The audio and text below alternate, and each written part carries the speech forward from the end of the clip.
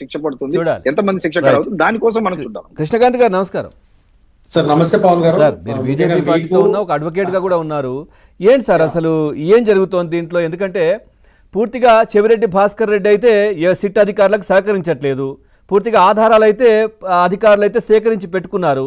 So దాన్ని చూస్తూ వాళ్ళు ముందుకెళ్ళిపోతారా? ఈయన సహకరించకపోయినా లేదా సహకరించే విధంగా ఇంకేమైనా ఉంటుందా? ఎట్లా ఉంటుంది అసలు? లేదండి పవన్ గారు. ముఖ్యంగా ఫస్ట్ ఆఫ్ ఆల్ ఏబిఎన్ ప్రేక్షకులకి అండ్ ప్యానల్ ఉన్న వాళ్ళందరికీ నమస్కారం అండి. పవన్ గారు, కమింగ్ యువర్ క్వశ్చన్, ఇప్పుడు ఫస్ట్ అండ్ ఫార్మోస్ట్ థింగ్, ఇప్పుడు వీళ్ళు మనం అనుకుంటాం వీళ్ళు మేము సహకరించట్లేదు. ఇప్పుడు ఇప్పుడు ఈ మధ్య ఇప్పుడు తెలంగాణలో కానీ ఆంధ్రలో కానీ జరుగుతున్న ఇన్వెస్టిగేషన్స్ లో ఎక్కువ నిందితులు ఎవరైతే అక్యూజ్డ్ వాళ్ళు ఉన్నారో వాళ్ళు వచ్చి నాకు సంబంధం లేదు, గుర్తు లేదు, మర్చిపోయా అని చెప్పి చెప్పడం ఒక ఆనవాయితీ అయిపోయింది.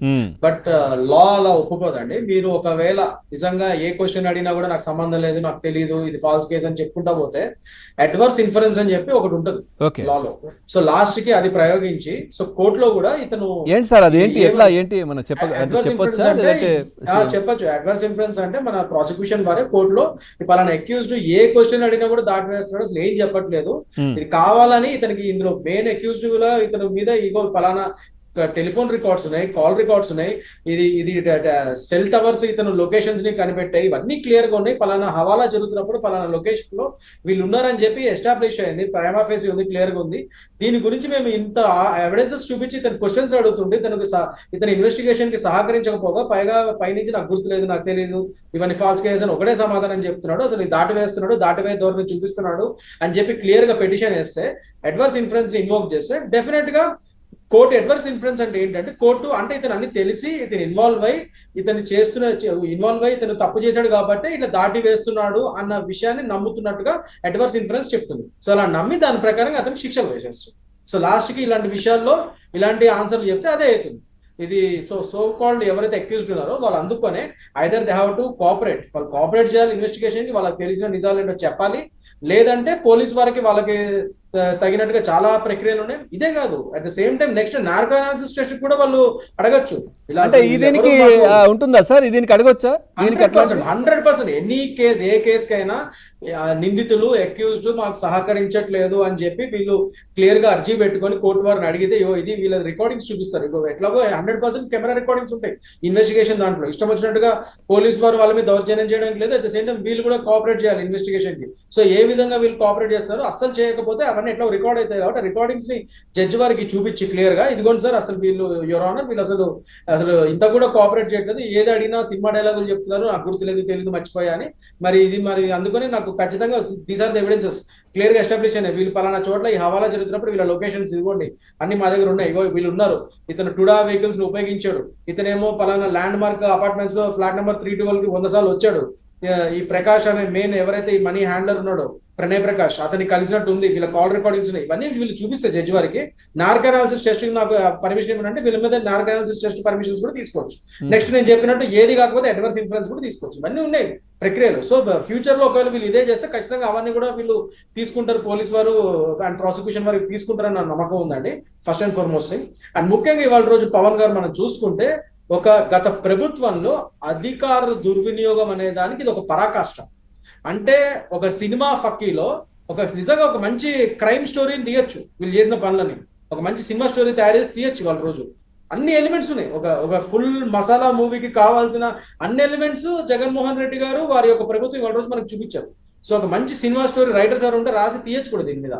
అసలు ఒక అధికార దుర్వినియోగం ఎలా చేయొచ్చు, ఒక సిండికేట్ ఎలా ఫామ్ చేయొచ్చు, అసలు ఏదైతే ఒక పార్టీ వాళ్ళ మేనిఫెస్టోలో లిక్కర్ ని కంప్లీట్ ఆల్కహాల్ బ్యాన్, కంప్లీట్ గా మద్యపాన నిషేధాన్ని పెట్టుకొని వచ్చి అదే మద్యపానంలో ఒక క్రైమ్ సిండికేట్ గా ఫామ్ అయ్యి అలా ఎలా డబ్బులు సంపాదించవచ్చు, మళ్ళీ ఆ డబ్బుల్ని హవాలా ద్వారా ఎలక్షన్స్ కి ఎలా ఉపయోగించవచ్చు అనేది ఒక పెద్ద సబ్జెక్ట్. ఇది ఈ సబ్జెక్ట్ లో నిష్ణాతులు ఇవాళ రోజు ఈ వైసీపీ వాళ్ళు. మళ్ళీ దీంట్లో కూడా అందరూ ఐటీ నిపుణులను, ఐటీ సలహాదారులు, మొత్తం అసలు ఉన్నత చదువులు చదువుకున్న వాళ్ళు. అసలు ఒక ఐటీ అడ్వైజర్, అసలు లిక్కర్ స్కామ్ లో సంబంధం ఏంటి? Why is he involved in liquor scam? నేను అనేది మంచి పొజిషన్ లో బాగా చదువుకున్న ఐటీ కావచ్చు, లేదంటే ఇతరత్ర మంచి చదువుకున్న ఐఏఎస్లు అట్లాంటి వాళ్ళను దీంట్లో ఇన్వాల్వ్ చేసి దీన్నే వైట్ కాలర్ క్రైమ్స్ అంటారండి. అది చాలా పెద్దది, పేరే వైట్ కాలర్ క్రైమ్స్. ఒక బాగా చదువుకుని నిష్ణాతులైన వాళ్ళే ఇవి చేయగలుగుతారు. అందుకే వైట్ కాలర్ క్రైమ్స్ లో నేనేమంటున్నానంటే ఈ so called white collar crimes లో సిద్ధహస్తులు ఎవరు మీకు తెలుసు. ఫైనల్లీ ఎవరైతే మెయిన్ కింగ్ పిన్ అంటాం మనం, ఆ కింగ్ పిన్ ఎవరో మనకు తెలుసు, క్లియర్ గా తేటతెల్లం అవుతుంది. వీళ్ళందరూ డైరెక్ట్ గా ఇవాళ రోజు ఈ సో కాల్డ్ ఈ లిక్కర్ స్కామ్ లో బయటపడిన వాళ్ళందరూ పలానా పార్టీకి చెందిన వాళ్ళు, పలానా పొజిషన్స్ ఉన్నారు ఆ పార్టీలో గవర్నమెంట్ ఉన్నప్పుడు. అట్ ద సేమ్ టైం ఆ సీఎంఓ పేషీ నుంచి కూడా వీళ్ళకి డైరెక్ట్ గా ఆర్డర్స్ వెళ్ళాయి, కొన్ని కాల్ రికార్డింగ్స్ తెలుస్తున్నాయి. ఇవన్నీ తెలుస్తున్నప్పుడు, తేటతెల్లం అవుతున్నప్పుడు, ప్రతి దానికి ప్రతి ట్రిప్ కి ఆ టుడా వెహికల్స్ లో ప్రతి ట్రిప్ లో 8 నుంచి 9 కోట్లు ట్రాన్స్పోర్ట్ చేసి లాస్ట్ కి అవన్నీ మళ్ళీ ల్యాండ్ మార్క్ అపార్ట్మెంట్స్ కూడా మీరు లొకేషన్ చూసుకుంటే అది తాడేపల్లి ఆఫీసు కోట ఏదైతే ఉందో దాని పక్కకే ఉన్నాయి. ఓకే, సో ఇదంతా క్లియర్ గా ఒక కోట. డంపింగ్. మొన్న ఎవరు అంటున్నారు ఈ రెడీ సినిమాలో ఆ ఏదైతే నోట్లు లెక్కబెట్టే ఒక రూమ్ పెద్దగా ఇట్లా ఉంటుందో అప్పుడు దాంట్లో ఆ విధంగా ఆ చుట్టుపక్కల ఉన్నాయని అసలు నాకు తెలిసిన ఇట్లా మీడియా మిత్రులు వాళ్ళు వీళ్ళు చెప్పిన అలిగేషన్స్ వాళ్ళ ప్రకారం నేను తెలుసుకున్నానంటే ఇక్కడ ఓన్లీ ఫ్లాట్ నెంబర్ 312 అని చెప్తున్నారు, కానీ అసలు ఆ ల్యాండ్ మార్క్ అపార్ట్మెంట్స్ 312 కాదు, ఇంకా చాలా ఫ్లాట్స్ కూడా ఉన్నాయి. చాలా వాటిలో వీళ్ళు డబ్బు పొందుపరిచారు. అసలు ఇది చాలా ఎన్నో వేల కోట్ల తాడేపల్లి ప్యాలెస్ చుట్టూ ఉన్నటువంటి అపార్ట్మెంట్స్ కావచ్చు, ఏది ఉన్నా కానీ అక్కడ వేరే వ్యక్తులు అక్కడ ఉండడానికి లేదంట, అసలు లేదు. That's what I'm saying. So దీని పరంగా క్లియర్ ఇన్వెస్టిగేషన్ జరగాలి. అసలు ఏ ఫ్లాట్స్ ఉంటే 312 అయినా ఇంకా వేరే ఇతరత్ర అపార్ట్మెంట్స్ ఏవేవి వీళ్ళు తీసుకున్నారో అవన్నిట్లోనూ వీళ్ళు క్లియర్ ఇన్వెస్టిగేషన్ చేసేసి ఇటీవల రోజు ఇవన్నీ బయటకు తీయాల్సిన అవసరం ఉంది. ఎందుకంటే ఇట్స్ ఎ హ్యూజ్ స్కామ్. నాకు తెలిసి ఒఫీషియల్ గా వీళ్ళు 3,000, 3,500 లిక్కర్ స్కామ్ అన్నారు, కానీ నాకు తెలిసి ఇదే 10,000, 20,000 కోట్లకి వెళ్తుందని నా గట్టి నమ్మకం. నా పర్సనల్ ఒపీనియన్, నేను అనుకుంటున్నాను. ఎందుకంటే it's a very huge scam. అసలు ఢిల్లీ లిక్కర్ స్కామ్ అనేది దీనికి ఖాళీ కొట్టి కూడా రాదు. చెప్పారు కదా అప్పుడు మన లావు శ్రీకృష్ణదేవరాయలు గారు ఎంపీ గారు పార్లమెంట్ లో చెప్పారు కదా, ఒక పీనట్ లాంటిది అది, అసలు దీనికి దానికి కంపేర్ చేయడానికి లేదు. 100% నేను ఏకీభవిస్తున్నాను. మా కూటమి గవర్నమెంట్ నాయకులు ఎవరైతే లావు కృష్ణదేవరాయలు చెప్పారో 100% ఏకీభవిస్తున్నాను సార్ దానికి. ఎందుకంటే డెఫినెట్ గా ఇది ఎన్నో 100,000 కోట్ల స్కామ్, ఇది ఒక 20,000 కోట్ల స్కామ్ ఇది ఈజీగా. ఎందుకంటే మీ ఒక్క అపార్ట్మెంట్ బయటపడింది, నాకు తెలిసి అక్కడ చుట్టుపక్కల చాలా అపార్ట్మెంట్స్ లో ఉన్నాయి. ఆ ఒక్క బిల్డింగ్ లోనే చాలా అపార్ట్మెంట్స్ లోనే సేమ్ ఇదే విధంగా వీళ్ళు ఒక స్టాక్ చెక్ పోస్ట్ లాగా పెట్టారు వాటన్నింటినీ. అది క్లియర్ గా తెలుస్తుంది, అది స్టాక్ పైలింగ్ కోసం అదంతా. సో డెఫినెట్లీ దీని మీద తరో ఇన్వెస్టిగేషన్ జరగాలి. అండ్ ఇవాళ రోజు నేను చెప్తున్నట్టు సార్, ఇవాళ రోజు ఇది ఈ చెవిరెడ్డి భాస్కర్ రెడ్డి గారు కానీ వీళ్ళందరూ కానీ ప్రభుత్వం మీద బయటకు వచ్చి ఈ షో చేస్తున్నారు. ప్రభుత్వం ఇల్లీగల్ కేసెస్ పెడుతుంది, అది పెడుతుంది, ఇది పెడుతుంది అని చెప్పి. అసలు నన్ను అడిగితే వాటి మీద కూడా కేసులు వేయాలి ఆయన మీద.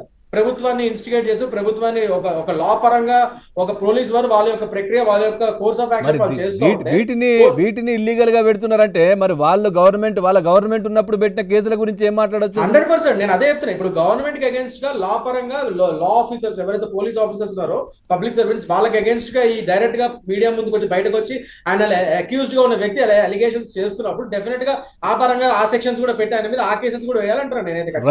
ఎందుకంటే how can you blame the government like that openly? Definite గా అది కూడా చేయాలి ఖచ్చితంగా. రైట్. సుధాకర్ రెడ్డి గారు, సార్ ఇప్పుడు రాజ్ కసిరెడ్డి గతంలో ఇన్వెస్టిగేషన్ లో ఒక మాట